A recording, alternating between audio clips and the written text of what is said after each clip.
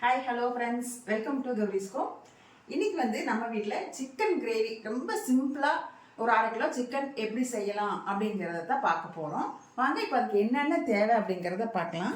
இதில் சீரகம், சோம்பு, மல்லி, மிளகு கொஞ்சம் அதிகமாக எடுத்துக்கணும். வரமிளகா நம்ம காரத்துக்கு ஏற்ப. இப்போ நாங்கள் 1/2 கிலோ சிக்கனுக்கு நான் ஒரு 3 வரமிளகாய் எடுத்துருக்கிறேன். அப்புறம் பட்டை,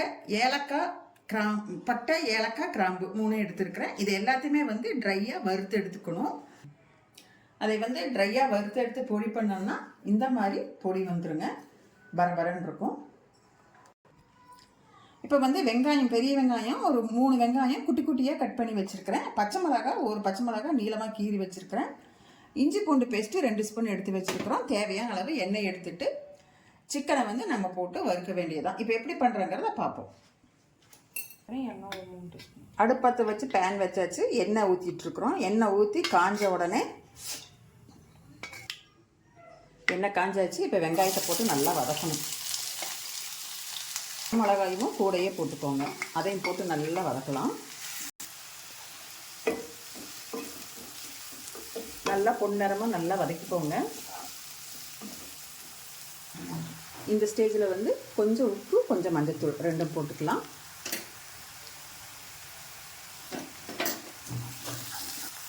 இப்போ இஞ்சி பூண்டு பேஸ்ட் ஊற்றி நல்லா வதக்கணும்.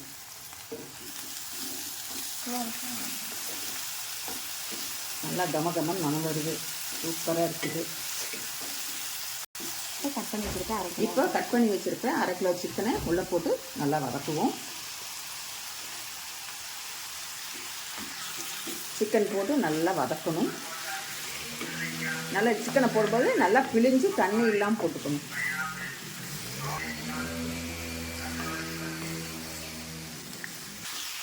சிக்கனை நல்லா ஒரு 5 நிமிஷம் மீடியம் ஹீட்டில் வச்சு அப்படியே நல்லா வதக்கிட்டே இருங்க. இந்த சிக்கனில் இருக்க தண்ணியே வெளியில் வரும். அதிலே சிக்கன் நல்லா வேகும். ஸ்மெல் சூப்பராக வருது ஸ்மெல்லு. பாருங்கள், சிக்கன்லேருந்து தண்ணி அப்படியே வெளியில் வருது. இப்போ இதை மூடி வச்சு லோ ஃப்ளேமில் வச்சு ஒரு 10 நிமிஷம் அப்படியே விட்டுறலாம். பாருங்கள் எப்படி கொதிச்சு தண்ணியெல்லாம் வெந்து தண்ணியெல்லாம் வெளில வந்துருக்கு. இப்போ நம்ம அரைச்சி வச்சுருக்கிற அந்த மசாலா பவுடரை இதில் நம்ம போட்டுக்கலாம்.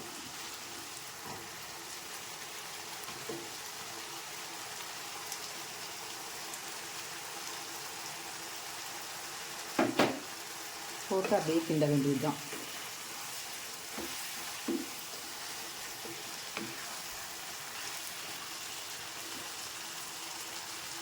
அந்த பவுடர் போட்டோன்னே அப்படியே சிக்கன் பாருங்கள் அப்படியே கலர் மாதிரி நல்லாயிருக்கும். பார்க்கறதுக்கே ஒரு மாதிரி நல்லாயிருக்கும்.